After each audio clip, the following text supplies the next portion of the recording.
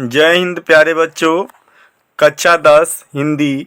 आज हम लोग जो है 15 नंबर पक्का करने वाले हैं। 15 नंबर पक्का हो जाएगा और इसको पढ़ लीजिएगा।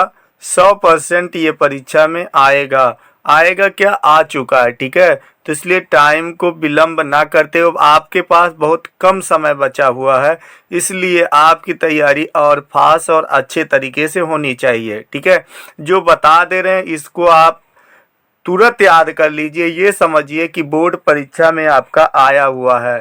ठीक है, 2026 ये कक्षा 10 के लिए है, क्लास 10 का है ये। ठीक है, 10th वाले ध्यान दो, इनको याद कर लीजिए। यहाँ से आपका 15 नंबर पक्का होने वाला है। अब आपका 15 नंबर ये पक्का होगा, अगला नंबर आपको हम अगले वीडियो में देंगे। तो चलिए हम 15 नंबर पक्का करते। वीडियो को पूरा देखिएगा, स्किप मत कीजिएगा, अन्यथा आपका 15 नंबर पक्का नहीं होगा। तो बूंद बूंद से घड़ा भरता है। तो आइए हम देखते हैं पहला नंबर क्वेश्चन हमसे पूछा है। पहला क्वेश्चन हमसे कहा है कि कुसंग का ज्वर भयानक होता है, डांट डांट उन्नत की ओर उठाती जाएगी। तो यहाँ से आपसे पूछेगा, संदर्भ पूछेगा, प्रसंग पूछेगा और व्याख्या पूछेगा। ठीक है, तो आइए हम इनका संदर्भ और व्याख्या आपको दोनों दिखा रहा हूँ। ठीक है, तो यहाँ पे प्रश्न और उत्तर सहित दिए हैं, इसलिए जो पुराने लोग हैं वो लाइक करिएगा और कमेंट करिएगा, और जो नए बच्चे हैं वो चैनल को सब्सक्राइब कर लेंगे, और आपके जो दोस्त हैं उनके पास भी आप शेयर कर दीजिएगा ताकि उनकी भी अच्छे से तैयारी हो जाए। चलिए हम पहले क्वेश्चन का उत्तर देखिए। हमसे संदर्भ पूछा है, तो यह प्रस्तुत पंक्ति हिंदी साहित्य के प्रसिद्ध निबंधकार एवं आलोचक रामचंद्र शुक्ल द्वारा रचित निबंध से ली गई है। इसके लेखक कौन है, तो रामचंद्र शुक्ल जी हैं। ठीक है, तो संदर्भ हो गया। इसके बाद हम आपका ये 5 नंबर का आपका आएगा। ठीक है, प्रसंग देखेंगे। प्रसंग है इसका, इन पंक्तियों में लेखक ने कुसंगति के दुष्परिणाम तथा अनुशासन और सही मार्गदर्शन के महत्व को स्पष्ट किया है। ठीक है, ये आपका प्रसंग हो गया। अगला हम देखेंगे आप व्याख्या। व्याख्या देखिए, इसमें दिया रहता है रेखांकित अंक की व्याख्या कीजिए।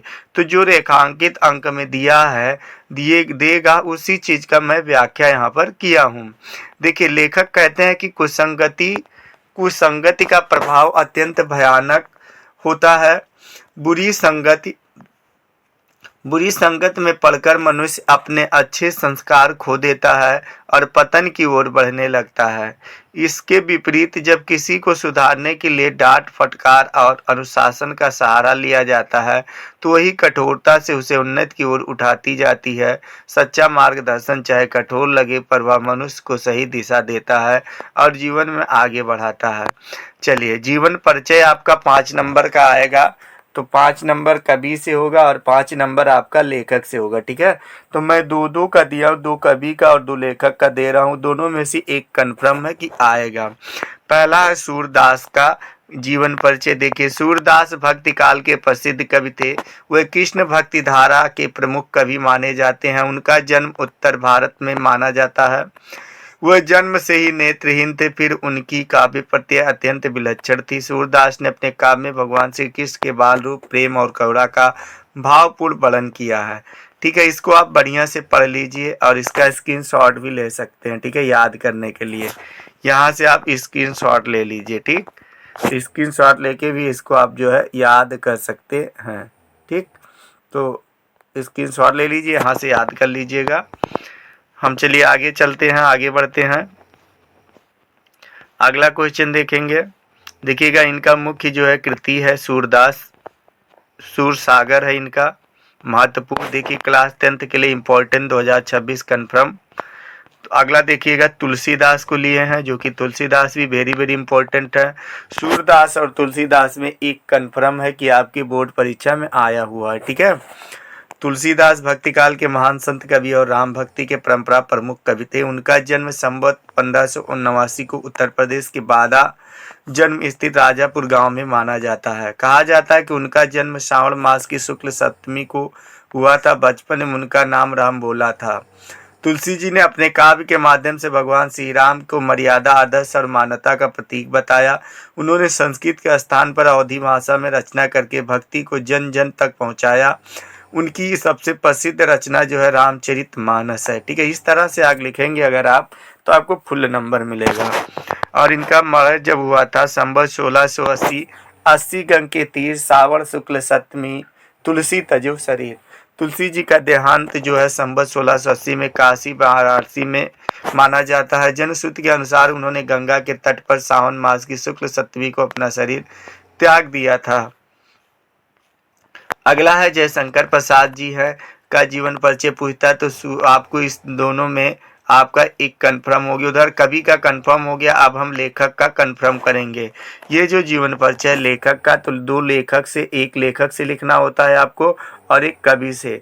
तो कवि का दोनों में एक कंफर्म हो गया। अब लेखक में दो परिचय हम देंगे, दोनों में से एक कंफर्म हो जाए। पहला है हमारा जयशंकर प्रसाद जी का जीवन परिचय। जयशंकर प्रसाद जी जो है हिंदी साहित्य के छायावाद युग के प्रमुख स्तंभ, महान कवि, नाटककार और कथाकार थे। उनका जन्म 30 जनवरी 1889 ईस्वी को काशी वाराणसी में हुआ।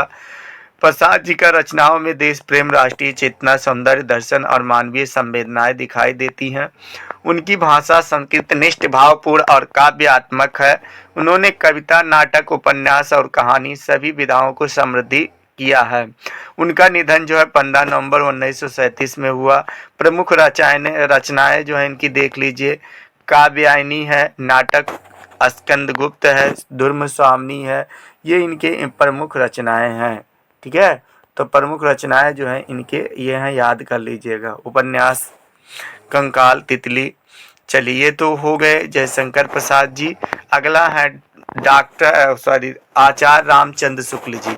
तो दोनों में एक कन्फर्म है कि एक का जीवन परिचय आएगा, 100% आएगा, 100% आएगा। तो 100% रामचंद्र शुक्ल का जरूर पूछेगा। उसके बाद 90% है कि उनका पूछ सकता, हो सकता है दोनों का पूछ ले। ठीक है, तो दोनों में से एक का आपको लिखना होगा। ठीक है, चलिए रामचंद्र शुक्ल जी का देखिएगा। आचार्य रामचंद्र शुक्ल का जीवन परिचय देख लीजिएगा। आचार्य रामचंद्र शुक्ल हिंदी साहित्य के महान आलोचक, निबंधकार और इतिहासकार थे। उनका जन्म 4 अक्टूबर 1884 में हुआ था। अब जो है इसका आप स्क्रीनशॉट ले लीजिए और इसको आराम से आप जो है याद कर लीजिएगा। ठीक है, चलिए यहाँ से स्क्रीनशॉट ले लिए, अब यहाँ से स्क्रीनशॉट ले लीजिए ताकि पूरा हो जाए। उनकी भाषा सरल, स्पष्ट और गंभीर है। उनका निधन 2 फरवरी 1941 ईस्वी को हुआ। चलिए प्रमुख रचनाएं देख लेते हैं। हिंदी साहित्य का इतिहास, चिंतामणि और रस मीमांसा इनकी प्रमुख रचनाएं हैं। चैनल को सब्सक्राइब करें जो नए लोग हैं, और जो पुराने लोग हैं लाइक और कमेंट करें और अपनी तैयारी जारी रखें। हम चाहते हैं आप लोग 95 एबव आइएगा। हमारा भगवान से दुआ है, ईश्वर से यही कृपा है कि आप लोग को अच्छे से अच्छे नंबर मिलें, और अच्छे से नंबर नहीं करते, 90 से एबव सबका होना चाहिए। कमेंट करके बताइएगा तैयारी आपकी कैसी चल रही है।